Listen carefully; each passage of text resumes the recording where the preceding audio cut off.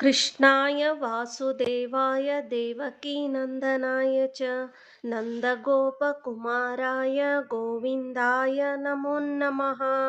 ಸಮುದ್ರದ ಅಲೆಗಳ ಮಧ್ಯೆ ಗೋಪಿ ಚಂದನದೊಳಗೆ ಅಡಗಿದ್ದ ಬಾಲಕೃಷ್ಣನು ಭಕ್ತನ ಕರೆದ ಧ್ವನಿಗೆ ಸ್ಪಂದಿಸಿ ಉಡುಪಿಗೆ ಬಂದ ಅದ್ಭುತ ಕಥೆ ಇದು.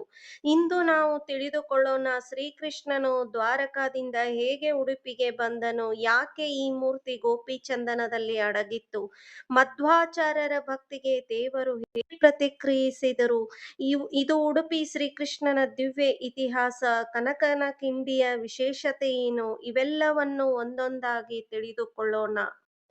ಒಮ್ಮೆ ಮಧ್ವಾಚಾರ್ಯರು ಉಡುಪಿಯ ಸಮುದ್ರ ತೀರದಲ್ಲಿ ಧ್ಯಾನದಲ್ಲಿದ್ದರು. ಅದೇ ಸಮಯಕ್ಕೆ ಅಲ್ಲಿ ಒಂದು ಹಡಗು ಬಿರುಗಾಳಿಗೆ ಮುಳುಗುವ ಸ್ಥಿತಿಯಲ್ಲಿತ್ತು. ಆ ಹಡಗಿನಲ್ಲಿ ಇದ್ದವರೆಲ್ಲ ಕಾಪಾಡಿ ಕಾಪಾಡಿ ಅಂತ ರಕ್ಷಣೆಗಾಗಿ ಕಿರುಚ್ತಾ ಇರೋದು ಮಧ್ವಾಚಾರ್ಯರಿಗೆ ಕೇಳಿಸಿತು. ಆಗ ಧ್ಯಾನ ಭಂಗವಾಗಿದೆ. ನೋಡ್ತಾರೆ, ಕಣ್ಣು ಬಿಟ್ಟು ಅಲ್ಲಿ ಹಡಗು ಮುಳುಗ್ತಾ ಇದೆ. ಆಗ ತಾವು ಮೈ ಮೇಲೆ ಹೊತ್ತಿಕೊಂಡ ಶಾಟಿಯನ್ನು ಬೀಸಿದರು. ಆ ಬೀಸಿದ್ದು ರಭಸ ಹೇಗಿತ್ತು ಅಂದರೆ, ಯಾವುದೋ ಒಂದು ಹಗ್ಗ ಹಾಕಿ ದಡಕ್ಕೆ ಎಳೆದರೆ ಹೇಗಾಗ್ಬೋದೋ ಹಾಗೆ ಹಡಗನ್ನು ದಡಕ್ಕೆ ಸೇರಿಸಿದಂತೆ ಭಾಸವಾಗಿದೆ. ಅಲ್ಲಿಯ ಜನಗಳು ಅತ್ಯಂತ ಆಶ್ಚರ್ಯಕರ ರೀತಿಯಲ್ಲಿ ಪ್ರಾಣಾಪಾಯದಿಂದ ಪಾರಾಗಿದ್ದಾರೆ. ಎಲ್ಲರಿಗೂ ಆಶ್ಚರ್ಯ ಜೊತೆಗೆ ಆನಂದವಾಗಿದೆ. ಇಲ್ಲಿ ನಿಂತಂತ ಯತಿಗಳೇ ಕಾರಣ ಅಂತ ನಾವಿಕನ ಮೊದಲುಗೊಂಡು ಎಲ್ಲರಿಗೂ ತಿಳಿದಿದೆ. ಅವರೆಲ್ಲರೂ ಮಧ್ವಾಚಾರ್ಯರಲ್ಲಿ ಬಂದು ಅವರಿಗೆ ಸಾಷ್ಟಾಂಗ ನಮಸ್ಕಾರ ಹಾಕಿ, ಸ್ವಾಮಿ, ತಾವು ನಮ್ಮ ಪ್ರಾಣವನ್ನು ಉಳಿಸಿದ್ದೀರಿ, ನಿಮಗೆ ಏನು ಕಾಣಿಕೆ ಬೇಕು ಕೇಳಿ ಅಂತ ಹೇಳ್ತಾರೆ. ಆಗ ಮಧ್ವಾಚಾರ್ಯರು ಹೇಳ್ತಾರೆ, ನಾನು ಯತಿ ಸನ್ಯಾಸಿ, ನನಗೆ ಯಾವುದರ ಮೇಲೂ ಅಪೇಕ್ಷೆ ಇಲ್ಲ.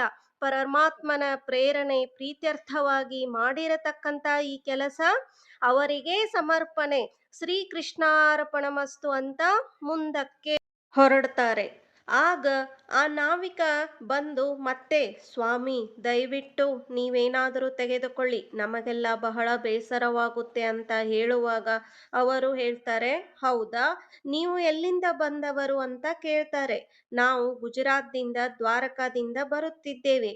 ಆಗ ಮಧ್ವಾಚಾರ್ಯರು ಕೆಲವು ಕ್ಷಣಗಳ ಕಾಲ ಕಣ್ಣು ಮುಚ್ಕೊಂಡು ಧ್ಯಾನ ಮಾಡ್ತಾರೆ. ಆಗ ಶ್ರೀಕೃಷ್ಣ ಪರಮಾತ್ಮ ಕಣ್ಣೆದುರಿಗೆ ಕಾಣಿಸ್ತಾರೆ. ಅವರು ಮನಸ್ಸಿನಲ್ಲಿ ಅಂದುಕೊಳ್ಳುತ್ತಿರುವುದು ಅದೇ, ಉಡುಪಿಯಲ್ಲಿ ಒಂದು ಕೃಷ್ಣನ ಮೂರ್ತಿಯನ್ನು ಸ್ಥಾಪನೆ ಮಾಡಬೇಕು ಅಂತ ಅನ್ಕೊಳ್ಳುತ್ತಿರುವ ಕಾಲಕ್ಕೆ ಸರಿಯಾಗಿ ಶ್ರೀಕೃಷ್ಣನೇ ಕೈಗೆ ಸಿಕ್ಕಿದ ಅಂತ ಆನಂದವಾಗುತ್ತೆ. ಅವರು ಹೇಳ್ತಾರೆ ನಾವಿಕನನ್ನು ಕರೆದು, ನೋಡಪ್ಪ, ನಿನಗೇನಾದರೂ ಕೊಡೋದಿದ್ದರೆ ನಿನ್ನ ಹಡಗಿನಲ್ಲಿ ಇಟ್ಟಿರತಕ್ಕಂತ 3 ಕಲ್ಲುಗಳನ್ನು, ಗೋಪಿ ಚಂದನದ ದೊಡ್ಡ ದೊಡ್ಡ ಬಂಡೆ ಇಟ್ಟಿದ್ದೀಯಲ್ಲ, ಅದನ್ನ ಕೊಟ್ರೆ ಸಾಕು ಅಂತ. ಆ ನಾವಿಕ ಹೇಳ್ತಾನೆ, ಸ್ವಾಮಿ, ಆ ಕಲ್ಲುಗಳನ್ನ ಹಡಗಿನ ಬ್ಯಾಲೆನ್ಸ್ ಮಾಡೋ ಸಲುವಾಗಿ ಹಡಗಿನಲ್ಲಿ ಜಾಸ್ತಿ ಜನ ಇಲ್ಲದೆ ಇರೋ ಟೈಮಲ್ಲಿ ದೊಡ್ಡ ಕಲ್ಲುಗಳನ್ನು ಹಾಕಿಕೊಂಡು ಬರುವ ಪ್ರತೀತಿ ಇದೆ. ಹಾಗಾಗಿ ಹಡಗಿನಲ್ಲಿ ಭಾರಕ್ಕೆ ಹಾಕಿರತಕ್ಕಂತ ಕಲ್ಲುಗಳು ಅವು, ನಮಗೇನೂ ಉಪಯೋಗವಿಲ್ಲ. ನಿಮಗೆ ಅದರಿಂದ ಏನು ಉಪಯೋಗ ಸ್ವಾಮಿ ಅಂತ ನಾವಿಕ ಕೇಳ್ತಾರೆ. ಆಗ ಮಧ್ವಾಚಾರ್ಯರು, ನೀನು ಆ ಚಮತ್ಕಾರವನ್ನು ನೋಡುವೆ, ಆದರೆ ನೀನು ಅದನ್ನು ಆ 3 ಬಂಡೆಗಳನ್ನು ತೆಗೆದುಕೊಂಡು ಬಾ, ಹಾಗಾಗಲಿ ಅಂತ. ಮಧ್ವಾಚಾರ್ಯರ ಮನಸ್ಸಿನಲ್ಲಿ ಇದ್ದಿದ್ದು, ಆ 3 ಕಲ್ಲುಗಳಲ್ಲಿ 3 ಪ್ರತಿಮೆಗಳಿವೆ, ಅವುಗಳನ್ನು ಒಂದೇ ಜಾಗದಲ್ಲಿ ಸ್ಥಾಪನೆ ಮಾಡಬೇಕು ಅಂತ ಇತ್ತು. ಆದರೆ ಪರಮಾತ್ಮನ ಚಿತ್ತವೇ ಬೇರೆಯಾಗಿತ್ತು. ಮಧ್ವಾಚಾರ್ಯರು ಮುಂದೆ ಹೋಗ್ತಿದ್ದಾರೆ, ಹಿಂದೆ ಆ 3 ಕಲ್ಲುಗಳನ್ನು ತೆಗೆದುಕೊಂಡು ನಾವಿಕ ಮತ್ತೆ ಜೊತೆಗೆ ಇದ್ದವರು ಹಿಂದಕ್ಕೆ ಬರ್ತಿದ್ದಾರೆ.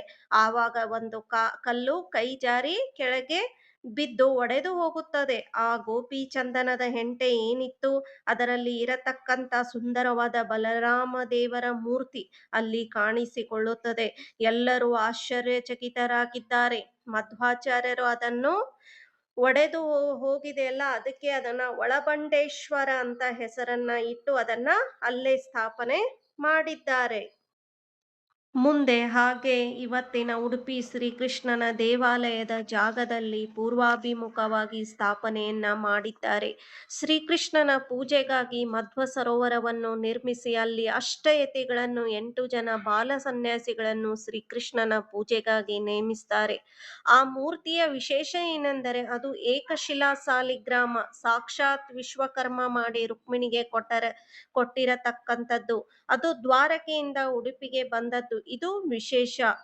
ಹೀಗಾಗಿ ಆ ಯತಿಗಳಿಗೆ 2 2 ತಿಂಗಳು ಒಬ್ಬೊಬ್ಬ ಯತಿಗಳು ಪೂಜೆ ಮಾಡಬೇಕು ಅಂತ ಹೇಳಿ ನೇಮ ಹಾಕಿ ಕೊಟ್ಟಾಗ ಅದು ಪೂಜೆ ಚೆನ್ನಾಗಿ ನಡೆಯುತ್ತಿತ್ತು. ಮುಂದೆ ಸೋದೆವಾದಿರಾಜರು ಬಂದಾಗ ಸುಮಾರು 15ನೇ ಶತಮಾನ ಇರಬಹುದು. ಅವರು ಮುಂದಿನ ಜನಾಂಗಕ್ಕೆ ಹೇಗೆ ಅನುಕೂಲವಾಗಬಹುದು ಅಂತ ಬಹಳ ದೂರದೃಷ್ಟಿ ವಿಚಾರ ಮಾಡಿ ಅವರು ಆ ಪರ್ಯಾಯವನ್ನು 2 ತಿಂಗಳು ಇದ್ದದ್ದನ್ನ 2 ವರ್ಷ ಮಾಡೋಣ ಅಂತ ಎಲ್ಲ ಯತಿಗಳ ಅಪ್ಪಣೆ ಪಡೆದು ನೇಮವನ್ನು ಬದಲಿಸ್ತಾರೆ. ಹಾಗೆ ಅವರು ಪರ್ಯಾಯವನ್ನು ಶುರು ಮಾಡ್ತಾರೆ. ಅಲ್ಲಿಗೆ ಒಬ್ಬೊಬ್ಬ ಯತಿ ಶ್ರೀಕೃಷ್ಣನ ಪೂಜೆಯನ್ನು 2 ವರ್ಷಗಳ ಕಾಲ ಮಾಡಿದರೆ ಮುಂದೆ ಮತ್ತೆ ಅವರಿಗೆ ಪರ್ಯಾಯ ಸಿಗೋದು 14 ವರ್ಷ ಕಾಯಬೇಕು. ಅದರಲ್ಲಿ ಜಾಸ್ತಿ ಪರ್ಯಾಯ ಮಾಡಿರೋದು ಶ್ರೀ ವಾದಿರಾಜ ತೀರ್ಥ ಸ್ವಾಮಿಗಳು. 6 ಸರತಿ ಪರ್ಯಾಯ ಮುಗಿಸಿದ್ದಾರೆ, 120 ವರ್ಷ ಬದುಕಿದ್ದಾರೆ ಅನ್ನೋ ಪ್ರತೀತಿ ಇದೆ. ಇವತ್ತಿನ ಸ್ವಾಮಿಗಳು ಅಂದರೆ ಪೇಜಾವರದ ಶ್ರೀ ವಿಶ್ವೇಶ್ವರ ತೀರ್ಥ ಶ್ರೀಪಾದಂಗಳವರು ತಮ್ಮ ಜೀವಿತ ಕಾಲದಲ್ಲಿ ಶ್ರೀಕೃಷ್ಣನ ಪರ್ಯಾಯ ಪೂಜೆಯನ್ನು 5 ಸಲ ಮಾಡಿ ಮುಗಿಸಿದ್ದಾರೆ. ಈ ದೇವಾಲಯದಲ್ಲಿ ಕನಕನ ಕಿಂಡಿ ಭಕ್ತ ಕನಕದಾಸರ ಭಕ್ತಿಯ ಸಂಕೇತವಾಗಿದೆ. ಕನಕದಾಸರು ಕೃಷ್ಣನ ದರ್ಶನಕ್ಕಾಗಿ ಬಂದಾಗ ಆ ಕಾಲದಲ್ಲಿ ಜಾತಿ ಆಧಾರಿತ ನಿರ್ಬಂಧಗಳಿಂದ ಒಳಗೆ ಪ್ರವೇಶಕ್ಕೆ ಅವಕಾಶವೇ ನೀಡಲಿಲ್ಲ. ಆಗ ಅವರು ಹಿಂಭಾಗದಲ್ಲಿ ನಿಂತು ಕೀರ್ತನೆಯನ್ನು ಹಾಡಿದರು. ಭಕ್ತಿಗೆ ಮಾರುಹೋದ ಶ್ರೀಕೃಷ್ಣನು ತನ್ನ ಮುಖವನ್ನು ಪಶ್ಚಿಮಕ್ಕೆ ತಿರುಗಿಸಿ ಗೋಡೆಯಲ್ಲೊಂದು ಕಿಟಕಿಯ ಮೂಲಕ ದರ್ಶನ ನೀಡಿದನು. ಅದೇ ಇಂದು ಪ್ರಸಿದ್ಧ ಕನಕನ ಕಿಂಡಿ. ಶ್ರೀಕೃಷ್ಣನ ಕೃಪೆ ಎಲ್ಲರ ಮೇಲೂ ಸದಾ ಇರಲಿ. ಕೃಷ್ಣಾರ್ಪಣಮಸ್ತು. ಜೈ ಶ್ರೀಕೃಷ್ಣ.